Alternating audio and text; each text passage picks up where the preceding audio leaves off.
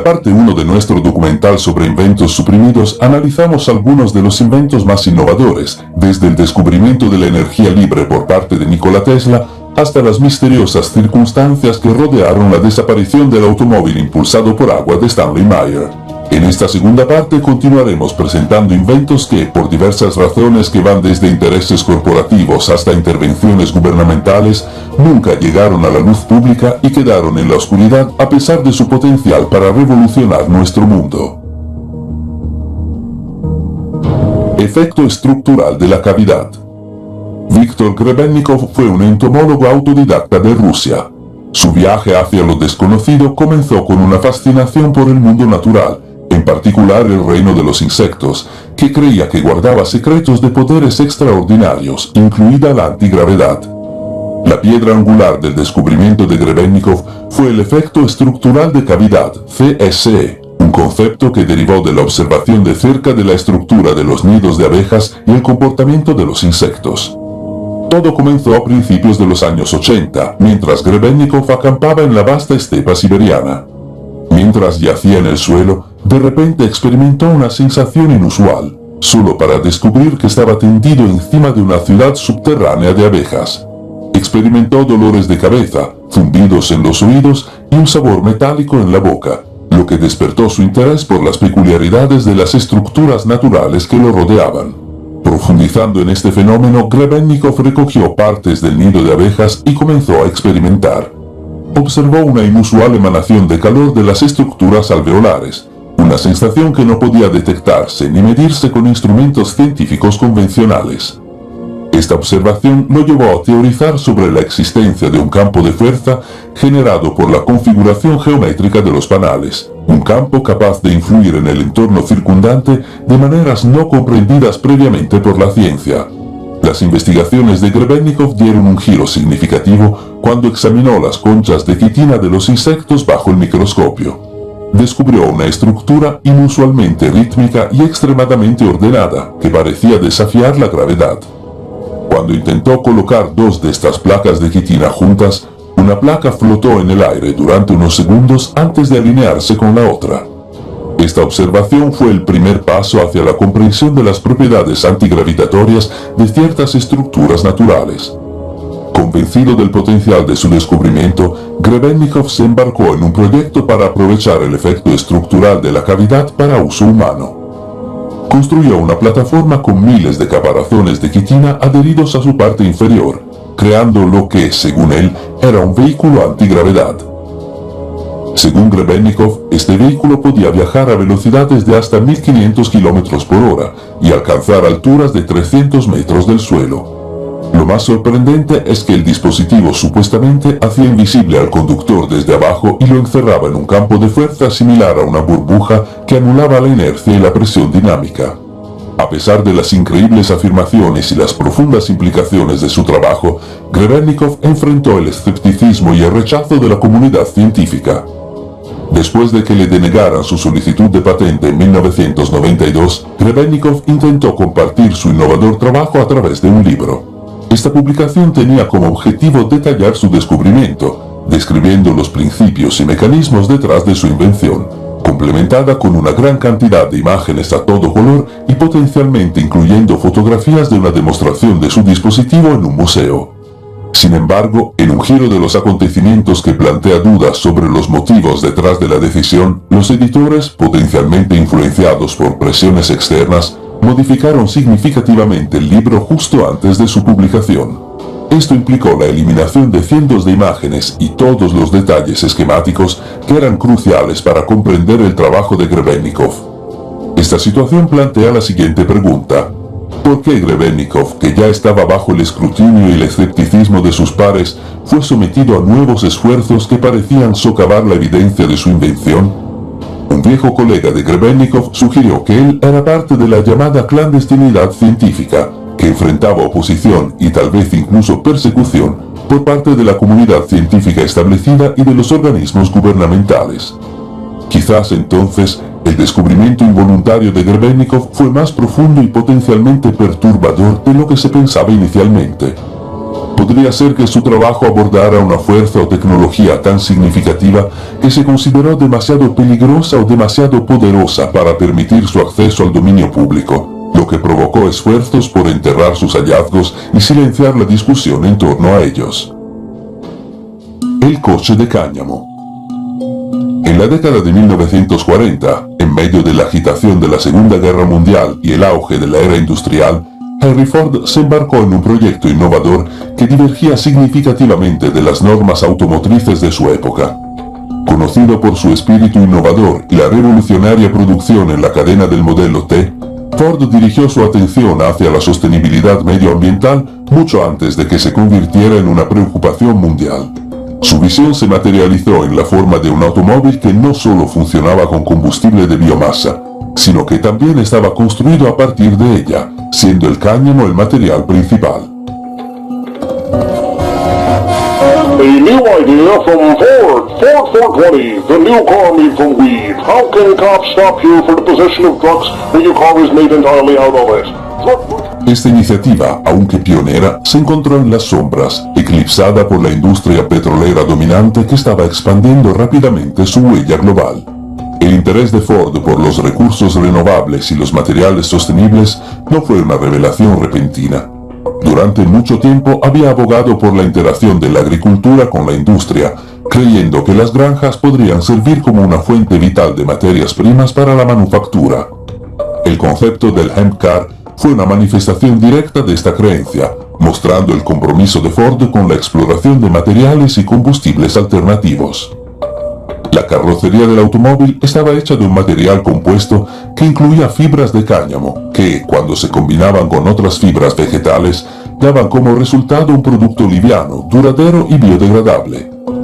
Este material no solo era respetuoso con el medio ambiente, sino que también tenía una resistencia a la tracción 10 veces mayor que la del acero, lo que ofrecía importantes beneficios de seguridad, además de ventajas ecológicas.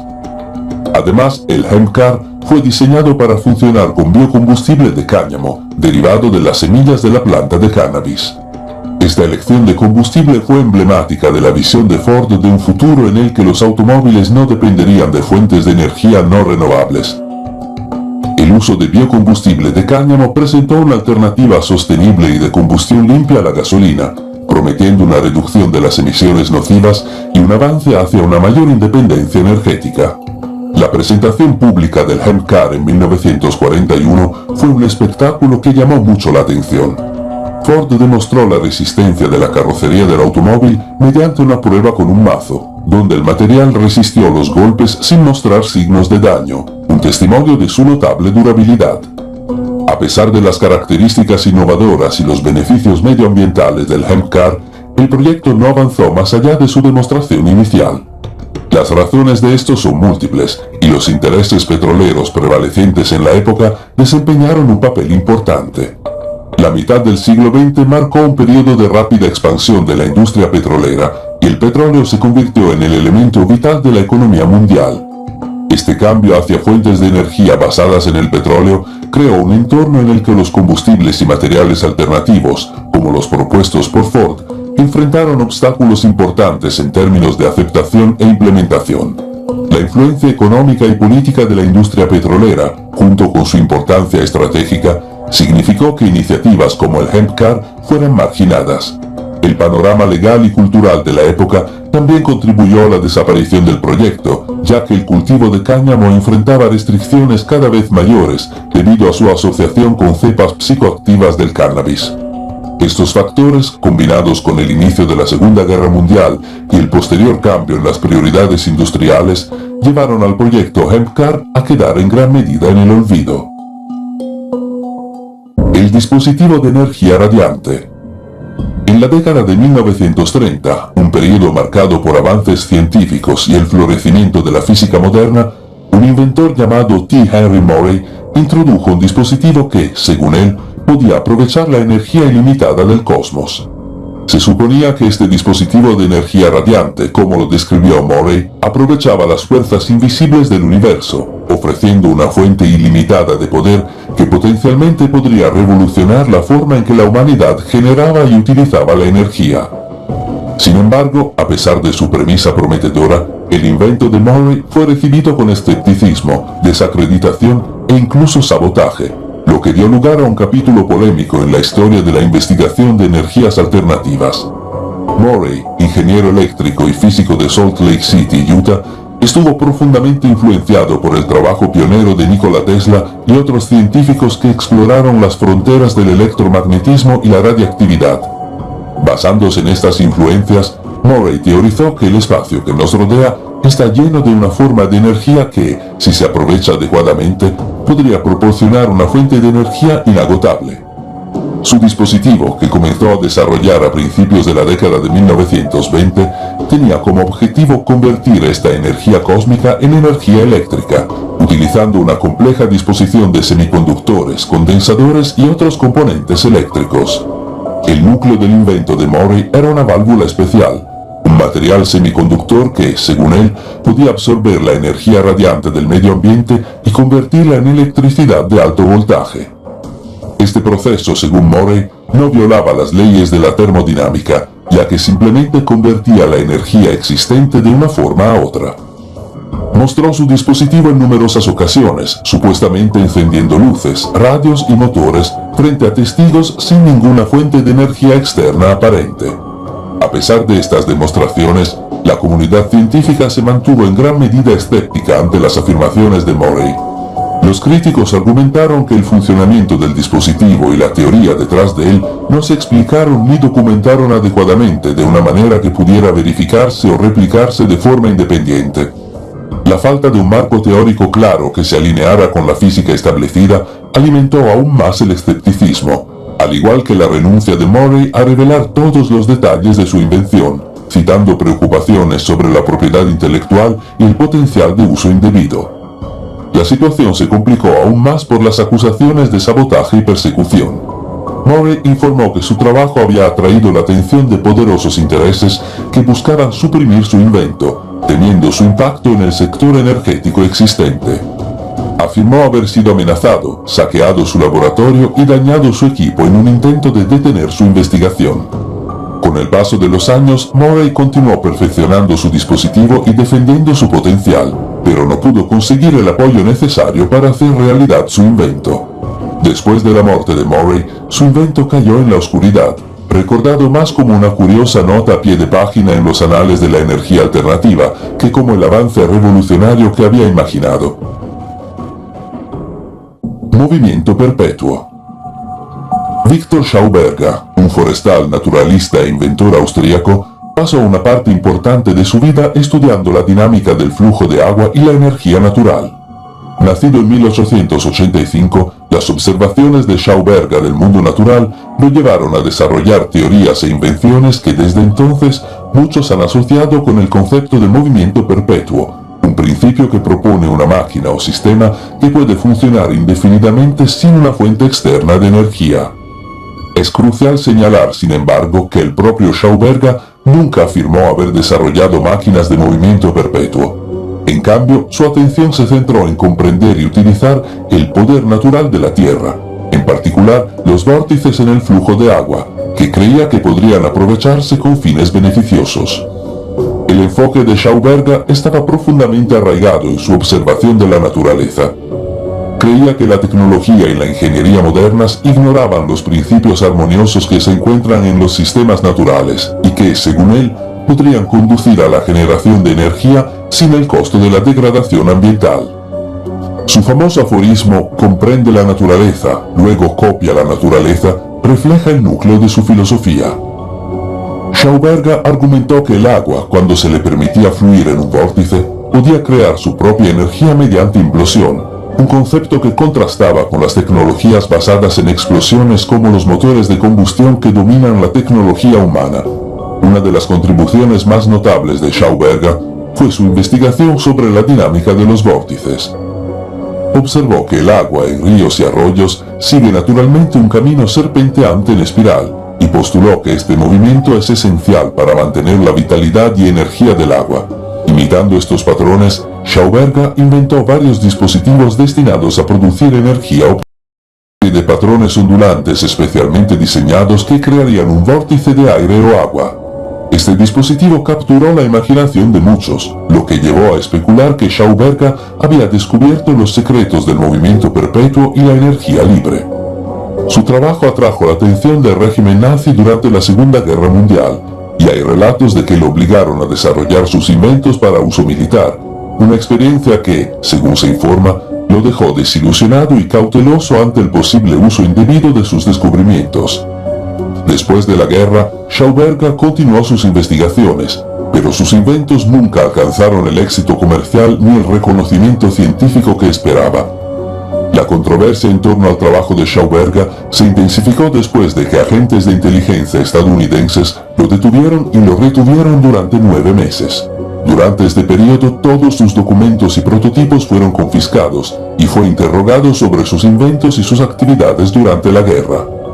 Este episodio ha alimentado la especulación que sugiere que las innovaciones de Schauberger en el aprovechamiento de las energías naturales tenían tal potencial que se las consideraba una amenaza al orden científico, económico y político establecido, lo que llevó a su supuesta supresión por parte del gobierno de Estados Unidos. Castillo de Coral. Coral Castle es una estructura de piedra caliza o lítica ubicada en Olmsted, Florida, y se erige como una de las hazañas arquitectónicas más misteriosas del siglo XX. Creada en solitario por Edward Lidskalnin entre 1923 y 1951, esta estructura monumental pesa aproximadamente 1.100 toneladas.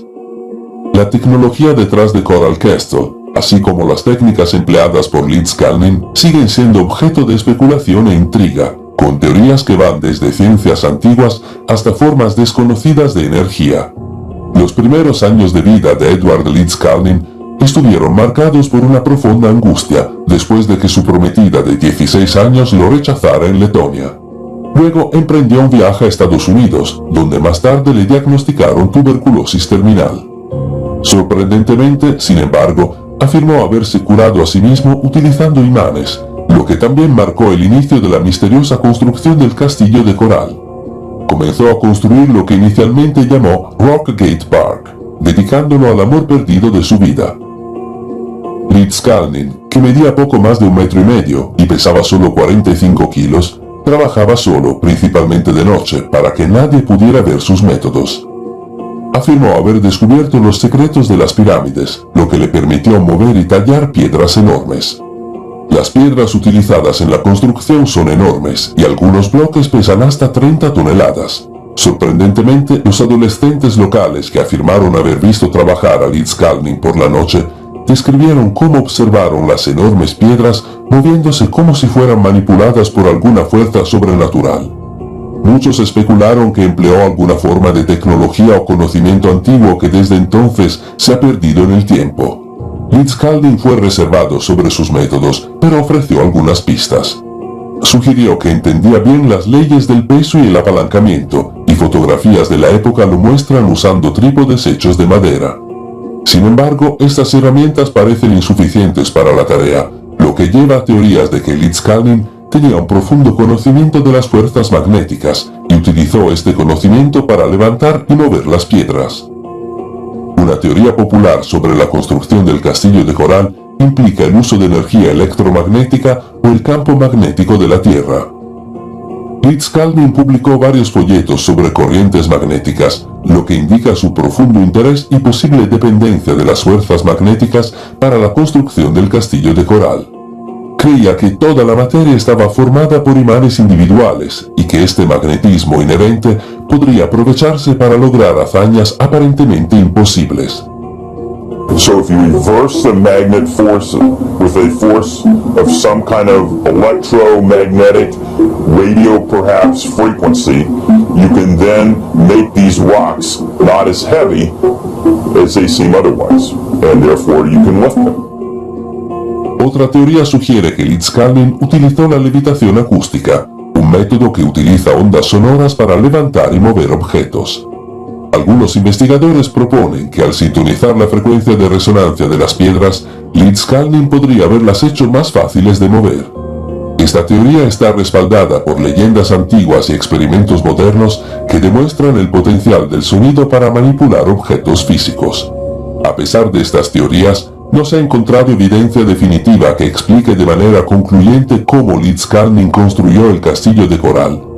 El secreto que rodea sus métodos y la falta de testigos presenciales no han hecho más que profundizar el misterio. Hoy en día, el castillo de coral sirve como museo y atracción turística, atrayendo a visitantes de todo el mundo que quedan fascinados por su historia y el misterio de su construcción. La tecnología detrás de Coral Castle sigue siendo uno de los grandes misterios sin resolver del mundo moderno.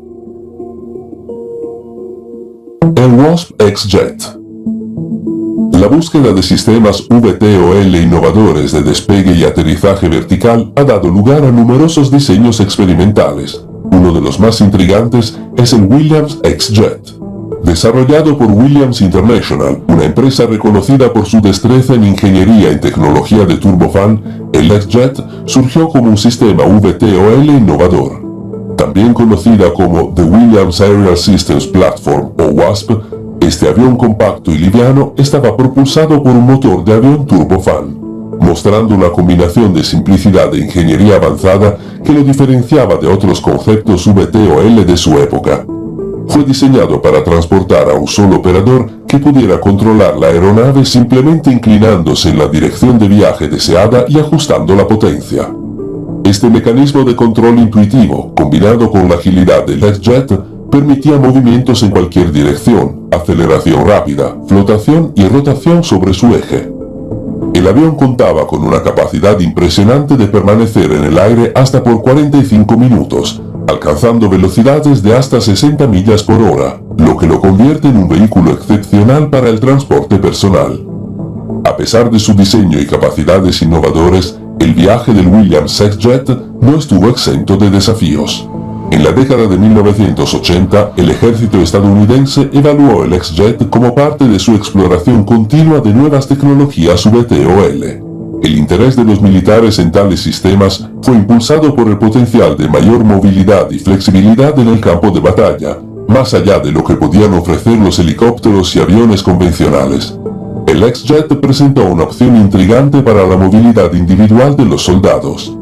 Sin embargo, después de una evaluación exhaustiva, el ejército de Estados Unidos concluyó que el Williams X-Jet, aunque innovador, era inferior a las capacidades proporcionadas por helicópteros y pequeños aviones no tripulados.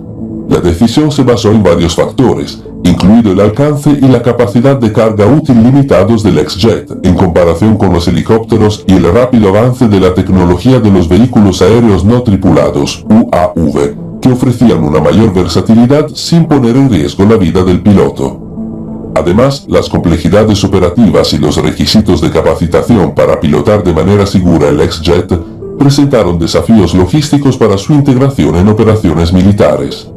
Aunque esta tecnología no fue suprimida y supondría una mejora en la vida diaria de las personas, no se utilizó porque era demasiado cara y relativamente difícil de volar.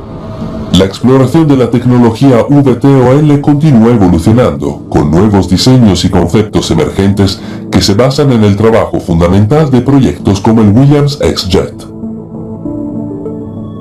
El rompenubes.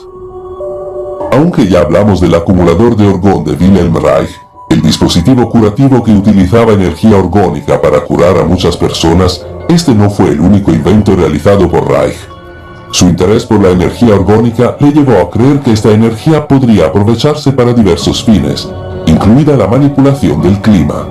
Según Reich, la energía orgónica estaba presente en toda la atmósfera y podía concentrarse y dirigirse para disolver las formaciones de nubes, induciendo así la lluvia. El dispositivo Cloudbuster, desarrollado en la década de 1950, fue la aplicación práctica de sus teorías. Consistía en un conjunto de tubos huecos conectados a cables sumergidos en agua que, según Reich, podían extraer energía orgónica de la atmósfera y dirigirla para dispersar la capa de nubes, o, por el contrario, para formar nubes y precipitar la lluvia. Reich llevó a cabo varios experimentos con el Cloudbuster, afirmando haber tenido éxito en la producción de lluvia en varios lugares, incluido un experimento bien documentado en una granja de arándanos en Maine, donde afirmó haber interrumpido una sequía y salvado la cosecha. Estos experimentos llamaron la atención, pero no todos fueron positivos. Los críticos desestimaron las afirmaciones de Reich, citando una falta de rigor científico y resultados reproducibles, mientras que los partidarios elogiaron el potencial del Cloudbuster para abordar la sequía y otros desafíos relacionados con el clima. Los desafíos legales y gubernamentales que enfrentó Reich y su proyecto Cloudbuster fueron en parte consecuencia de la controversia más amplia en torno a su trabajo sobre la energía orgánica. La Administración de Alimentos y Medicamentos de Estados Unidos, FDA, inició una investigación sobre las prácticas de Reich, en particular sus afirmaciones sobre los beneficios para la salud de la energía orgánica y el uso de acumuladores de orgón, dispositivos diseñados para concentrar y aprovechar la energía orgánica con fines terapéuticos. El escrutinio de la FDA se extendió al Cloudbuster como parte de su campaña más amplia contra la investigación ergonómica de Reich. En 1956, tras una serie de batallas legales, Reich fue condenado a prisión por desacato al tribunal, relacionado con su negativa a cumplir una orden judicial contra la distribución de materiales relacionados con el orgón. La controversia en torno al Cloudbuster se entrelazó así con acciones legales más amplias contra Reich, que culminaron con la destrucción de sus publicaciones y acumuladores de orgón por parte de la FDA, un acto que algunos han descrito como un momento oscuro en los anales de la censura científica. El coche eléctrico original. La historia del General Motors EV1, el primer automóvil eléctrico producido en masa del mundo, es un claro ejemplo de la supresión de tecnologías emergentes debido a intereses industriales. Lanzado a finales de los años 90, el EV1 representó una audaz incursión en la movilidad eléctrica, un vistazo a un futuro en el que los automóviles ya no dependerían de combustibles fósiles. Sin embargo, el viaje del EV1 se detuvo abruptamente, lo que desató debates que continúan resonando hoy, especialmente en el contexto del documental de 2006, ¿Quién mató al coche eléctrico? El EV1 surgió de General Motors como un esfuerzo pionero para abordar las crecientes preocupaciones sobre la contaminación del aire, la dependencia del petróleo y el impacto ambiental de los vehículos convencionales. Con 800 unidades disponibles para arrendamiento, el EV1 rápidamente obtuvo seguidores dedicados, apreciados por su innovación, eficiencia y la declaración que hizo sobre el potencial de un futuro automotriz más limpio. Sin embargo, a pesar del entusiasmo que generó entre un grupo especializado de conductores conscientes del medio ambiente, General Motors anunció el fin de la línea EV1 en 1999, apenas unos años después de su introducción. Su motivo para descontinuar el EV1 se centró en consideraciones económicas, principalmente la autonomía limitada de las baterías del automóvil, que, según ellos, hacía que el vehículo no fuera rentable de producir y mantener. Según General Motors, la tecnología en ese momento no podía satisfacer las expectativas de los consumidores en cuanto a alcance y comodidad, lo que convertía al EV1 en una propuesta desafiante para su adopción generalizada. Sin embargo, esta explicación no satisfizo a muchos observadores. Los escépticos y partidarios del EV especularon que había otras fuerzas en juego, específicamente la influencia de la industria petrolera. El argumento es que las compañías petroleras, cuyo modelo de negocio se basa en el predominio continuo de los vehículos con motor de combustión interna, vieron la llegada de los coches eléctricos como el EV como una amenaza directa a sus ganancias y su posición en el mercado. Según esta perspectiva, la presión de estos poderosos intereses llevó a General Motors no solo a descontinuar el EV, sino también a tomar medidas extraordinarias para borrar su existencia. General Motors emitió una política para cazar y destruir hasta el último EV1. En lugar de permitir que los vehículos arrendados permanecieran con sus usuarios entusiastas o preservarlo como parte de la historia del automóvil, General Motors recuperó y aplastó sistemáticamente los SUV1s, asegurando efectivamente que la tecnología no avanzara más allá de su etapa de prototipo. Esta decisión ha sido interpretada por muchos como un intento de sofocar el desarrollo de la tecnología de los vehículos eléctricos, evitando que desafiara el status quo del mercado automotriz. Hoy en día, a medida que los vehículos eléctricos ganan cada vez más participación de mercado y aceptación, la historia del EV1, con toda su controversia y misterio, subraya la noción de que el camino hacia el progreso a menudo es incierto y desconectado. Proyecto XA. La historia del Dr. James D. Mould y sus cigarrillos libres de cáncer indignaría a todo fumador y a toda persona que haya perdido a un ser querido debido a los efectos del tabaquismo. La historia de la publicidad de cigarrillos y las prácticas de la industria tabacalera respecto de la divulgación de riesgos para la salud es un capítulo controvertido. Es un hecho bien conocido que durante décadas las compañías tabacaleras participaron en agresivas campañas publicitarias que no solo promovían fumar como un hábito deseable y socialmente aceptable, pero también emplearon tácticas que restaron importancia o negaron rotundamente los riesgos para la salud asociados con el tabaquismo. Uno de los aspectos más notorios de estas campañas fue el uso de anuncios que presentaban médicos o implicaban respaldo médico, creando una narrativa engañosa sobre la seguridad de los cigarrillos. Desde principios hasta mediados del siglo XX, los anuncios de cigarrillos eran omnipresentes y aparecían en revistas, periódicos, vallas publicitarias y más tarde en la televisión. Estos anuncios fueron diseñados para atraer a una audiencia amplia, incluyendo mujeres, hombres e incluso adolescentes, utilizando diversos temas como glamour, masculinidad, sofisticación y alivio del estrés. A partir de la década de 1950, las investigaciones comenzaron a arrojar luz sobre los efectos perjudiciales del tabaquismo para la salud, pero las empresas tabacaleras lucharon enérgicamente para desacreditar estos hallazgos. Financiaron su propia investigación para crear dudas sobre los riesgos para la salud. Se embarcaron en campañas de relaciones públicas para mantener la aceptabilidad social del tabaquismo y presionaron a los políticos para impedir o debilitar la regulación. Esto nos lleva a 1955, cuando un científico llamado Dr. James D. Mould se embarcó en una investigación innovadora con Liggett & Myers, una empresa tabacalera con sede en Carolina del Norte. Con la tarea de identificar componentes cancerígenos en el humo del cigarrillo, la investigación de Mould se centró en sustancias que causaban cáncer en ratones de laboratorio. Este esfuerzo llevó al inicio del proyecto XA, una audaz iniciativa destinada a crear un cigarrillo más seguro, eliminando o reduciendo estos ingredientes nocivos. El proyecto XA representó un cambio significativo con respecto a la fabricación tradicional de cigarrillos. Mould, con el apoyo de Liggett y la colaboración de A.D. Little Company, se dedicó a desarrollar un cigarrillo que no contribuyera al cáncer. Después de 25 años de rigurosa investigación y desarrollo, Mould presentó el XA, también conocido como cigarrillo de paladio. Este producto innovador utilizó nitrato de paladio y magnesio para neutralizar las sustancias cancerígenas presentes en el humo del cigarrillo.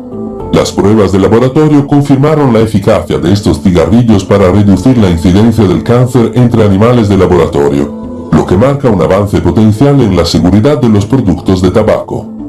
Sin embargo, a pesar del respaldo inicial de Liggett, el proyecto encontró obstáculos insuperables.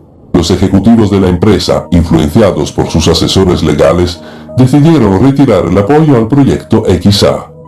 Los abogados argumentaron que la introducción de un cigarrillo más seguro podría exponer a la empresa a una avalancha de demandas de consumidores perjudicados por sus productos tradicionales.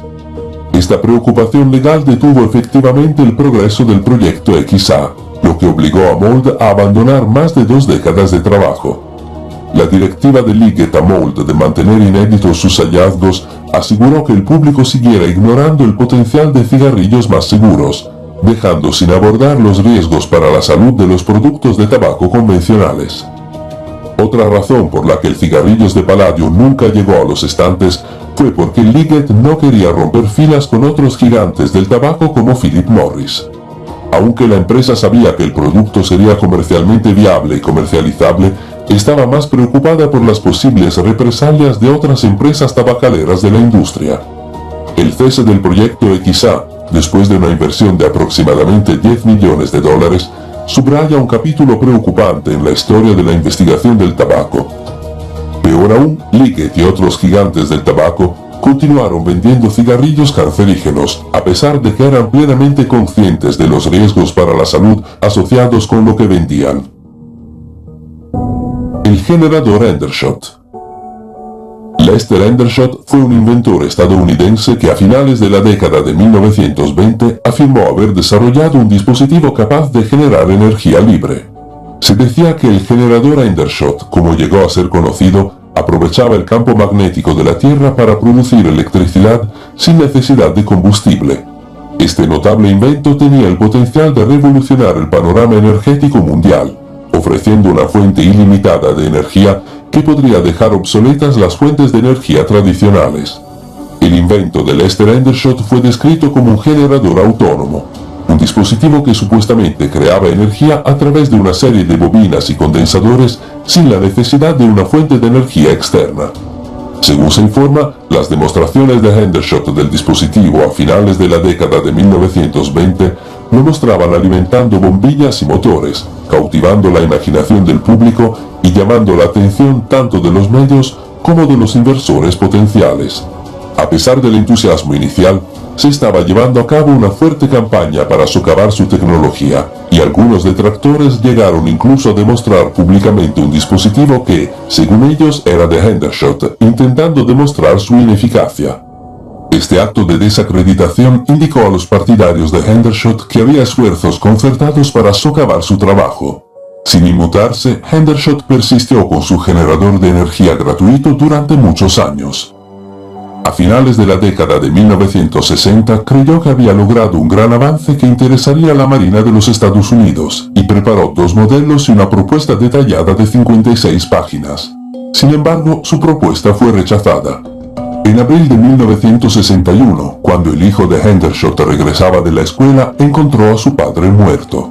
Registrado oficialmente como un suicidio, la ausencia de una investigación exhaustiva llevó a muchos, incluida su familia, a sospechar de un crimen, teorizando que su trabajo innovador representaba una amenaza significativa para las grandes corporaciones energéticas. Circularon rumores de que una importante corporación, cuyo nombre se negó a nombrar, había advertido a Hendershot que cesara todo trabajo relacionado con su generador, subrayando la posible perturbación que su invento podría causar en su lucrativo negocio. Supuestamente, Hendershot aceptó $25,000 con la condición de que detuviera su investigación durante 2 décadas. Había expresado a su familia temor por su seguridad, indicando la gravedad de las amenazas que enfrentaba. La muerte de Hendershot y la supresión de su invento siguen provocando profundas dudas. La discusión de todos estos inventos suprimidos que les mostramos es a la vez esclarecedora y desalentadora, y revela cómo estas innovaciones se cruzan con el poder y la codicia. Estas historias de invenciones suprimidas son una pérdida colectiva para nuestra sociedad, que se ve privada de tecnologías y soluciones potencialmente transformadoras. Sin embargo, dentro de estas historias de represión hay un hilo resistente de esperanza. Debemos seguir cuestionando y buscando verdades ocultas, al mismo tiempo que abogamos por un mundo donde la innovación no se niegue debido a la economía y la política, sino que se acepte por su potencial para mejorar la condición humana.